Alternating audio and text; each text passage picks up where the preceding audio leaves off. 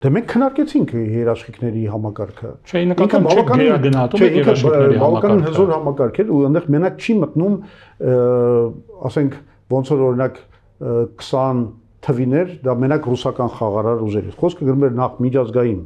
խաղարար ուժերի, բացի դրանից, դրան գումարվում էր այն, ինչպես ես ասացի, որ 3 երկիր դառնում է երաշխավոր, բացի դրանից ՄԱԿ-ի անվտանգության խորհուրդը։ Ու կսկսվեր ուկրաինական պատերազմը, ամեն ինչ կավարտվեր։ Ինչի՞։ Բա ամերիկան բանա պարտավորություն է ստանձնել, Ֆրանսիան, ասենք Ռուսաստանը ժամանակավոր թույլատրել է, բայց այդ երկու երկիրը պարտավոր են։ Չէ, իրար հետ ինչպես պետք է աշխատեին, այդ 2-3 երկրներ իրար հետ պետք է աշխատեին Ղարաբաղում։ Ես մի բան եմ ասում, երբ որ մի բան է դու Ադրբեջանը համաձայնվել է խաղաղության պայմանագրին եւ արդեն ամբողջ